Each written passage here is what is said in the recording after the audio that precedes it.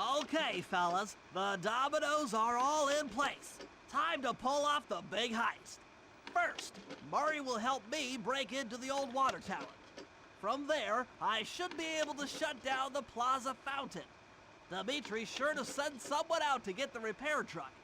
Sly, you'll pickpocket the truck keys off this guy once he shows up, then hand them off to me and Murray in the plaza. We'll go steal the truck while you climb to the top of the nightclub's peacock sign. When you're in position, Murray will fire the truck's winch line up to you and will use it to pull down the sign. If my calculations are correct, the impact should create an entrance to the printing press room. Then, Sly, you jump in, grab the clockwork tail feathers, and we all get the heck out of here.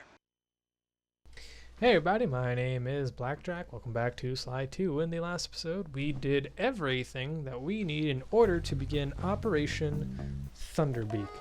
And in order to start this mission, we're going to need to pick Bentley. He is the head of this mission, and he is going to start things off for this mission. So let's begin Operation ThunderBeak, which just so happens to be right next to the safe house. Yep, here it is, ThunderBeak. I think it's called that because of the peacock sign. It looks like a big beak, I guess. Come on, chum. Let's get to that water tower. Alright, chum. So for this part, it's pretty cool because Murray can just beat the crap out of all the enemies for you. You don't really have to lift a finger. But what kind of teammate does that, right? So I'm gonna just steal all the kills before Murray can even do anything about it. And that rat had his little dynamite in his hand. He's a variant of the rat enemies that throw dynamites. Some of the enemies can do different things than some of the same types of enemies, but they all have the same attack patterns. So this is one of the times that Murray can pick up Bentley and chuck him. And then I got stuck there for a second. And then you get to get invisibly thrown up here. Now, I don't actually know the pattern to this thing. I just kind of hit all of the pipes once, and yeah, that's how I win. Yeah, so like I said, I don't actually know the exact pattern per se. I just kind of wing it until I win. Like, I'm sure it makes sense, but I don't know. Sly, the water pressure to the fountain should be disabled. It's off all right.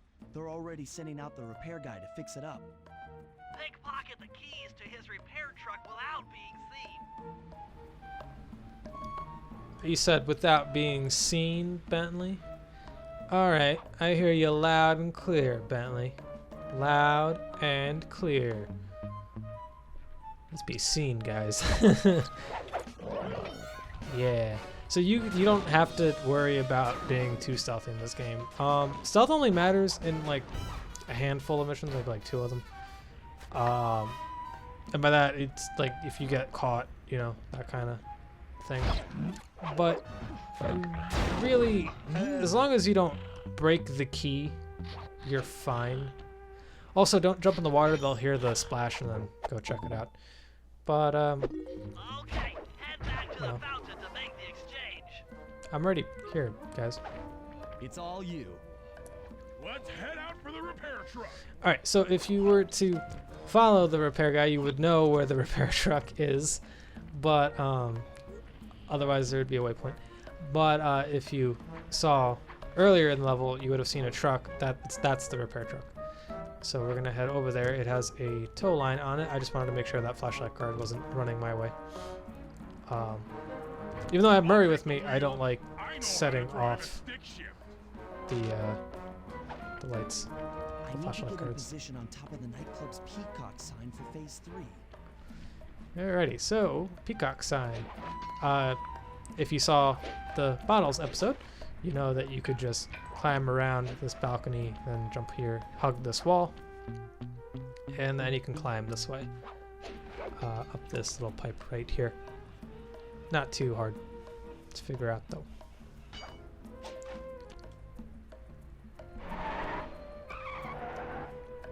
that truck just drive through I'm that in position. suitcase? Great. We're just driving up right now. Get ready to grab the tow harpoon. So I was able to do this on my first shot. Typically what I do is I aim where Sly is, and then I aim a little higher, and then Hooks on. boom. Pull away. But Sly, the guards are onto us. Protect the truck. yeah, you're supposed to protect the truck.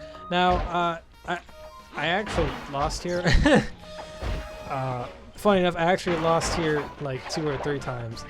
I guess I got a little careless playing this the other day, so like not my best moment. If you hit the truck, I don't think it does any damage. I don't remember if it does, but see what happens, I got too far away, and then like they just started wailing on the trucks.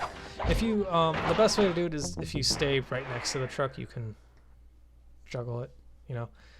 But here's my like 3rd or 4th attempt. I think I died here like 2 or 3 times. I'm just showing you I'm in position. the attempt in which I won. We're just driving up right And in doing so, funny enough, I fucked up the tow harpoon. Like normally I do it like this, where I mess up a few times. But that other time I did it the first time, and I was like, yeah, that's awesome. Hooks that wasn't on. so bad. Pull away. There was one where I shot like it. The guards are onto us. I shot it like way too high. I did one that was like way too low. Yeah, so like the best way to do this is just to stay next to the truck. They tend to attack it from the front, so there's really no... doesn't make much sense going towards the back of the truck to see if there's anyone behind it. Even though that would make total logical sense in reality. Yeah, see, I was hitting it, I wasn't doing any damage, so I don't think you, the player, hitting the truck causes damage. Just as long as you're able to protect it is all that's necessary. It's not so bad of a part. I don't know why I was failing at it so much. See that rat just freaking out there? He's not the only enemy to do that this playthrough. I don't know what the fuck was happening this playthrough, but like every once in a while the guards just got stuck on shit, or they were just like twirling around. It was weird.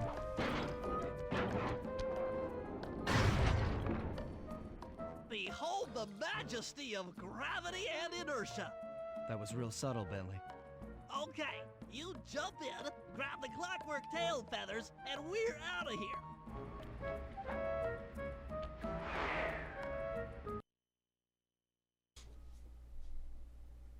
Why are they putting Sly to do so much of the work? Also, if you come back and replay the level, like go back to the level, you can never come back down here. So raccooners do this. Like totally bumming my house up and bringing me down.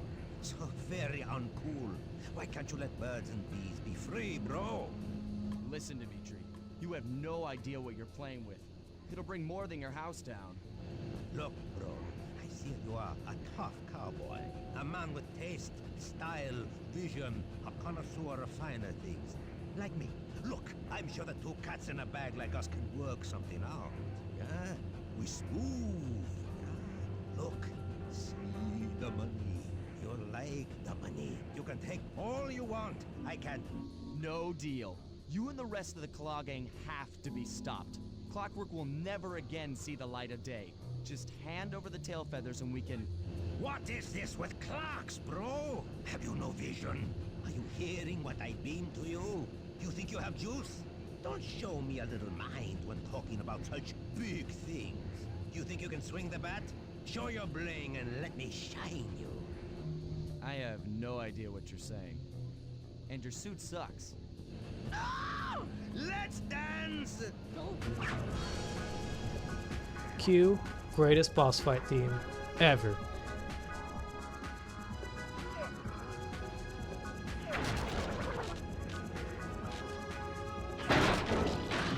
Okay, so Dimitri's boss fight is rather simple, and kind of complicated. He's actually not that easy of a boss, especially if you're not used to his pattern. So Dimitri will attack you from a distance. He will shoot up to 4 blasts, I believe. All you gotta do is really just wait behind something. Those green containers work really well.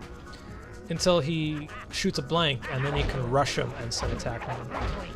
When you get up close, he can charge you with like a triangle attack, and he has a little leg sweep move that he can do. and that's it. But his pattern is a little unorthodox, especially if you're not used to it. And he tends to get like pretty good pot shots off with his little laser ring attack of his. I tend to usually get clipped by it all the time. And oh, by the way, he also has a get-up attack too, like the enemies do. Oh, that's one thing I forgot to show off. If you hold square with Sly, he actually holds his bat and like his cane like a baseball bat, and then he can do a little spin attack. You take clockwork feathers and my counterfeiting operation. It's past tense. I'm doing you a favor. What kind of thief prints money? There's no honor in that. You crackerbox.